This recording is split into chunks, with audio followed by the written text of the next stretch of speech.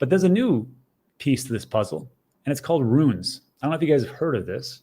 This is very new. And there's a great article put out. Very quick, I'm going to go over this real because I think this could actually be a catalyst for the Bitcoin miners don't have to be this or to have the price to go to this range, even though it'd be good. And it'd be something actually to take a look at. And this is why I think that Bitcoin dominance could go even higher.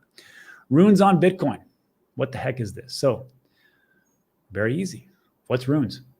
Runes is a standard token for issuing fungible tokens on Bitcoin.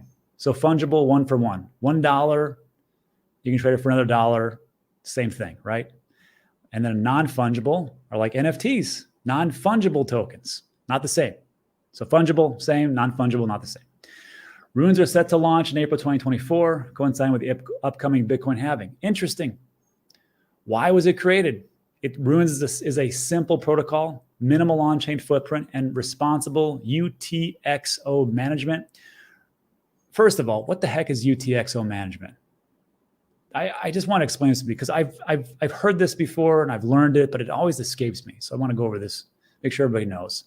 So a good example is this. If you got $10 in your pocket, someone goes, hey, pay me $5. You can't rip $10 in half and go, $5.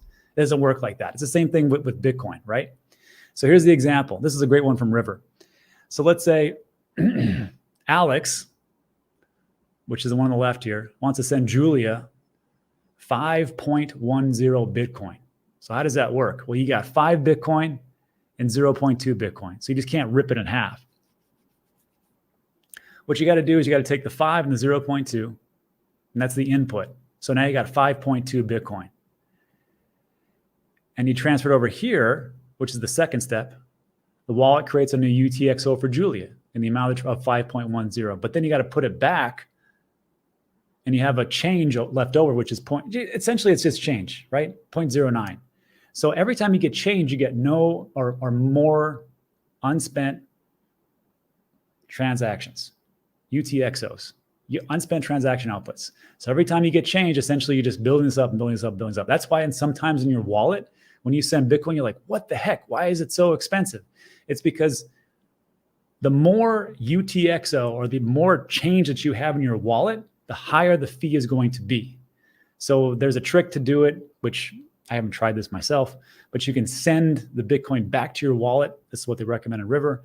And of course, you can get rid of those UTXOs and go from there. So, but the problem is when you have these UTXO, it builds everything up and it's kind of a burden on the Bitcoin blockchain. That makes sense?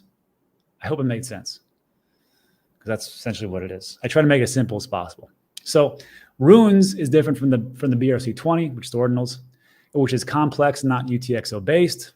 Latter characteristic causes BRC20 token center to produce excessive junk UTXOs, which bogs down the Bitcoin blockchain, right? Or congestion.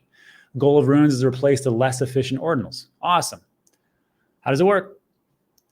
Integrates naturally with Bitcoin, which uses UTXOs, helps minimize the creation of junk UTXOs. Makes sense. Token supply of rune is contained in a single UTXO. Awesome.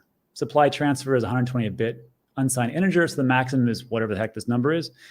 Each rune has divisibility, which is the number of decimals have, maximum is 38. So it makes it very simple.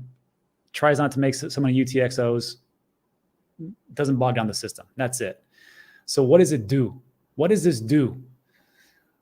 Runes protocol will allow projects to issue different types of fungible tokens, such as security tokens, stablecoins, governance tokens, whatever you want on the Bitcoin blockchain. You couldn't do that before. I mean, you could with L2s and stuff like that, but with this one, they're trying to make Bitcoin more usable because let's be honest.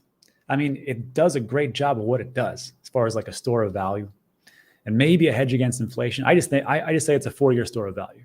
But if you want to build something more on top of it, which is what all the Bitcoin maximalists have been complaining about, this is awesome. You can expand Bitcoin's utility, attract more users who will enjoy near instant and low-cost transactions through the protocol's potential Lightning compatibility. In other words, runes could help Bitcoin achieve its goal of widespread adoption. Maybe we get to actually buy that cup of coffee with Bitcoin. And the last thing, more transaction fees will be generated as more people interact with runes tokens. So instead of one billionaire moving a ton of Bitcoin across the globe and he pays $25 and no one else wants to use it because it's just store value, right? Now we could actually build something on top of that and actually pay for things. And that means that the more people we actually have doing that, hundreds of millions, maybe billion plus people, that's more revenue for the miners. Incentivize them to keep securing the Bitcoin network. That's why I think Bitcoin's a big, huge play. And it's not just the Bitcoin itself. Stuff like this is going to revolutionize everything. So I like this. I'll let you know when everything works out or when there's new information on this. I know we're supposed to have the team from Magic Eden come in as they talk about rune stones and things like that. But again, this is a new platform. So I'll try to keep myself updated and everybody else. But I think this is what I think Bitcoin could make it to be what it's supposed to do. Transactions, peer-to-peer transaction, which one was in the white paper.